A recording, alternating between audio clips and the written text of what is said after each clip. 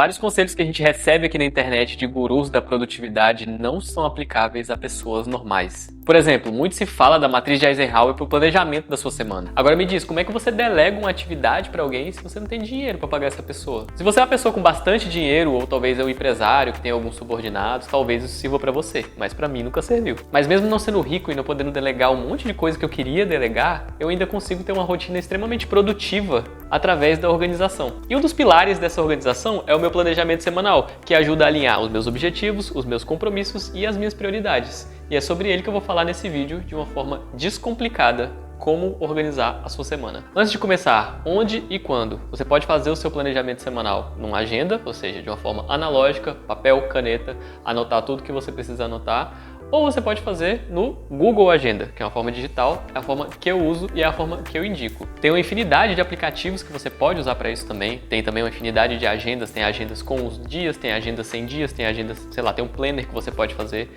Eu indico o Google Agenda, que é uma coisa que eu uso já há muitos anos e eu acho que ele é extremamente fácil na hora de alinhar compromissos com outras pessoas. Se a pessoa te envia um convite, você aceita o convite, aquilo já vai para sua agenda.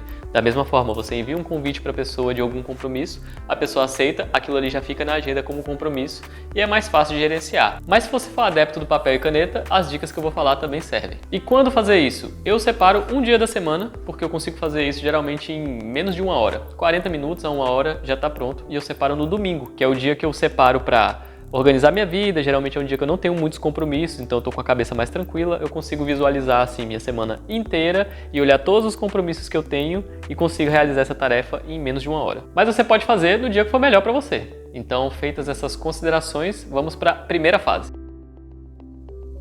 A primeira fase eu chamo de destralhar o cérebro, e é assim um pouco do minimalismo aplicado aqui ao planejamento semanal. Eu chamo por esse nome porque a gente não consegue controlar os nossos pensamentos, então muitas vezes você está ali concentrado numa tarefa e o seu cérebro começa a lembrar de um monte de coisa que você precisa fazer. É de uma lista de compras que você tem que fazer, é de um compromisso que você tem mais tarde, é de um aniversário de um amigo seu que tem nessa semana, é de uma tarefa que você tem que entregar no trabalho que não tem a ver com a tarefa que você está realizando, é de uma inscrição de um curso que você precisa fazer e vai encerrar, sei lá, hoje à noite. Enfim, diversos pensamentos e todos os compromissos que você tem. Então, o primeiro passo a se fazer para destralhar o cérebro é colocar esses pensamentos para fora. E como que você coloca esses pensamentos para fora? Você anota eles, ou num papel, ou você escreve em algum aplicativo de bloco de notas no computador ou no celular. O importante é você tirar esses pensamentos da sua cabeça e colocar em algum lugar, porque senão, eventualmente, eles vão voltando e vão te perturbando enquanto você está fazendo o que você precisava fazer. Então, o primeiro passo é colocar esses pensamentos para fora da sua cabeça, porque como diz uma famosa citação de David Allen, a sua cabeça é para gerar ideias, não para guardá-las. Eu digo isso porque se eu não anotar em algum lugar essa tarefa que eventualmente eu preciso fazer, eu vou ficar lembrando dela o dia inteiro e isso vai me atrapalhar a fazer outras coisas que eu quero fazer. Pode atrapalhar até inclusive no lazer, não só na hora do trabalho ou dos estudos. Então o que eu faço? Eu abro meu aplicativo de bloco de notas, anoto todas as tarefas que eu preciso fazer na semana.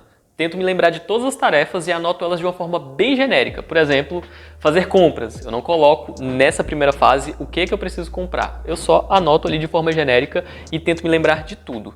Mais tarde a gente vai especificar essas tarefas. Então na minha semana, por exemplo, eu coloco todos os compromissos assim de forma genérica que eu teria para fazer, as rotinas matinal, noturna. Eu colocaria ir para academia, estudar holandês, trabalhar, tarefas domésticas, lazer e por aí vai. Tudo de uma forma bem genérica, porque agora a gente vai para a segunda fase.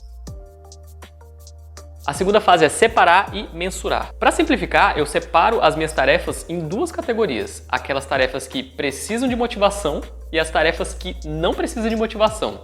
Já te explico por quê. Geralmente tarefas que não exigem muita motivação são tarefas que você não tem muita escolha, tarefas que não dependem de você. Exemplo disso é o trabalho. O trabalho ele não depende da sua motivação, porque tem alguém te esperando lá para aparecer e realizar o seu trabalho. Se você não for, provavelmente tem uma consequência previsível e direta desse ato. Então você não precisa estar motivado para ir trabalhar, né? Porque você é praticamente obrigado a trabalhar. Você precisa comer, você precisa ganhar dinheiro, enfim. Outro exemplo é a faculdade, que não exige muito da sua motivação e também tem um senso de responsabilidade compartilhada, porque tem um professor te esperando lá, que se você não for, você vai tomar falta, tem seus colegas de faculdade, então gera um efeito de responsabilidade compartilhada. Então é um pouco mais fácil de você ir, mesmo que você esteja desmotivado. Outras tarefas que não precisam de motivação são tarefas de necessidades básicas, né? Afinal, você não precisa estar motivado para comer ou para tomar banho. A própria natureza vai te dar essa motivação. Você vai ficar com fome ou vai começar a feder. Agora, tarefas que exigem motivação: estudar, ir para academia,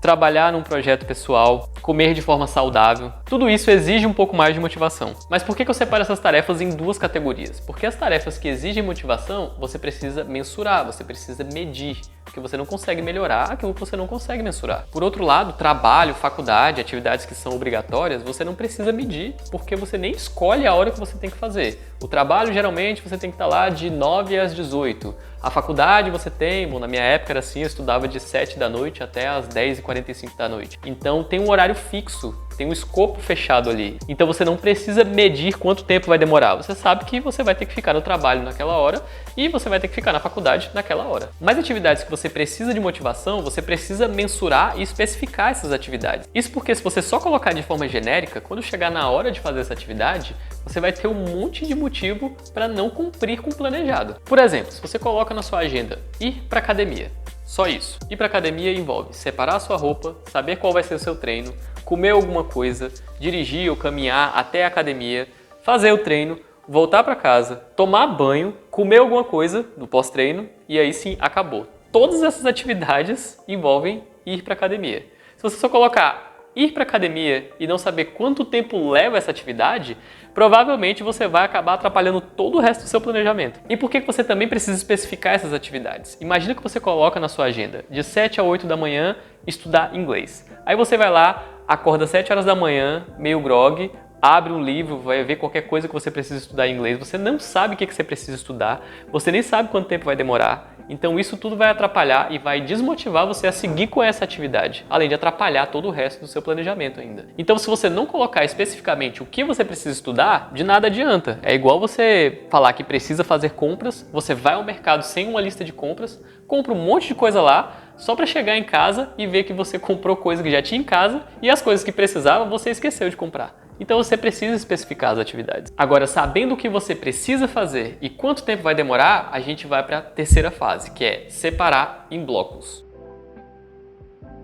Bom, o nome já diz tudo, você sabe quanto tempo vai demorar para você fazer aquela atividade, então você vai separar em blocos o tempo determinado para aquela atividade. Então, por exemplo, se você trabalha de 9 a meio-dia, aquilo é um período bloqueado. Aquilo ali você só trabalha, você não faz outra coisa. Da mesma forma, você deveria tratar as outras áreas. Se você colocou que você vai estudar de 7 às 8, aquilo ali é um bloco fixo. Então você vai estudar de 7 às 8. Você não vai trabalhar, você não vai ter lazer de 7 às 8, você vai estudar de 7 às 8. Colocando todos esses blocos na sua agenda, você consegue visualizar todo o tempo que você tem para fazer a atividade ou o tempo que você não tem, né, para fazer a atividade, e aí fica uma forma mais fácil de você conseguir planejar a sua semana. Você já sabe quanto tempo demora, quais atividades você quer fazer e quando você vai fazê-las. Um detalhe que vale a pena mencionar nessa fase é que quando você tem um período bloqueado, obviamente você tem pausas nesse período, né? Então são geralmente pausas de 5 a 10 minutos ou uma pausa longa de 25 minutos. Então nessas pausas, obviamente, você consegue olhar outras coisas e tudo mais,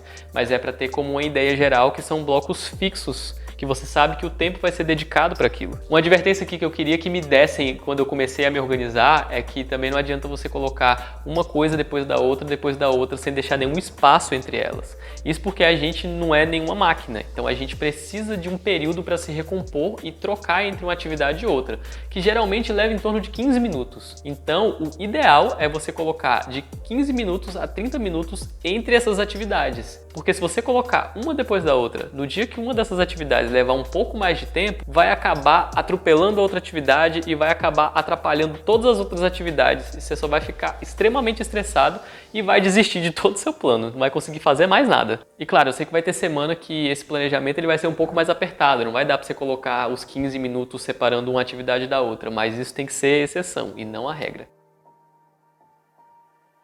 A fase seguinte é colocar tempo para coisas que a gente geralmente não coloca tempo. Eu começo com a rotina matinal e a rotina noturna. Isso porque a forma como você começa e a forma como você termina o seu dia tem uma influência enorme no resto da semana. Imagina a diferença entre acordar atrasado, colocar a roupa nas pressas, sair com um pedaço de pão na mão, sem ter tomado café direito, pegar um transporte público, chegar num trabalho atrasado e já ter que começar a trabalhar. Comparado a levantar com tempo, fazer uma meditação rápida, tomar um café da manhã, se exercitar, ler alguma coisa e chegar no trabalho com antecedência. Uma dessas opções te deixa bastante estressado e eu acho que eu nem preciso falar qual que é, né? Da mesma forma, imagine aí dormir não sei que horas da madrugada porque você ficou comendo besteira e vendo porcaria no celular deitado na cama, comparado a desligar tudo uma hora antes da sua hora de dormir, arrumar suas coisas para o dia seguinte, para facilitar a sua vida no dia seguinte, e levar um livro e ler e dormir. Pode parecer besteira, mas isso é determinante numa rotina produtiva. Então por isso que eu separo um tempo para minha rotina matinal e para minha rotina noturna, que assim eu consigo levar essa rotina produtiva de uma forma saudável,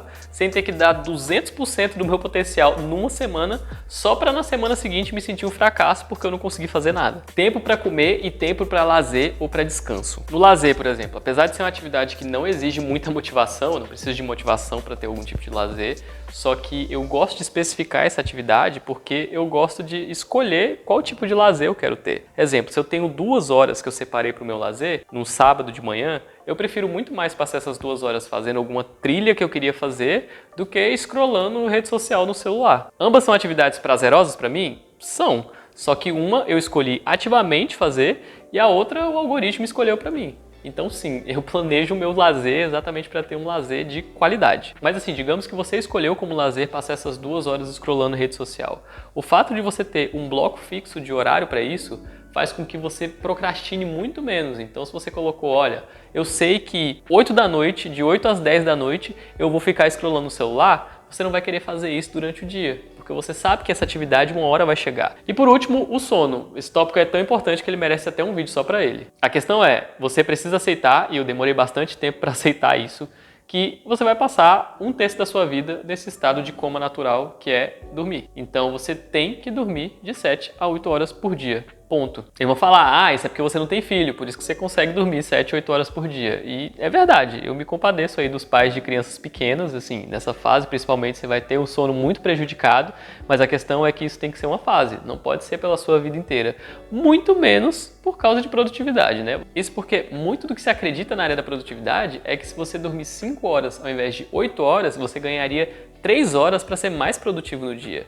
Só que se você fizer isso, você retém 50% menos daquilo que você estudou, daquilo que você leu naquele dia. Se você treina, os seus ganhos musculares serão extremamente prejudicados por causa dessas horas a menos de sono. A sua atenção para trabalhar ou para se dedicar àquilo que você gosta também vai ser extremamente prejudicada. Então, apesar de você achar que você vai estar ganhando 3 horas a mais, você vai estar fazendo tudo mal feito. Não vai adiantar de nada essas 3 horas que você, entre aspas, ganhou. E sem falar nos efeitos danosos para a sua saúde a longo prazo, né? Então, o ideal é você focar em 7 a 8 horas de sono por dia.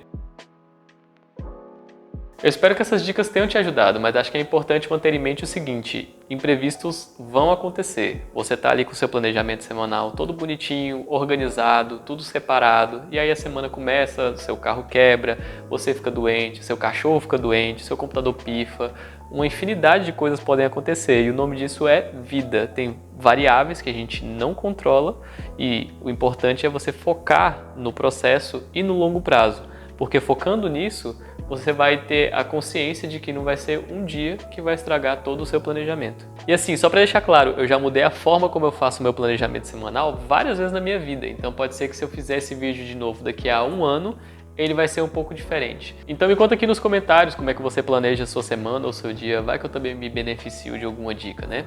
Agora deixa eu ir ali que eu tenho que terminar o meu planejamento semanal, que hoje é domingo. Valeu!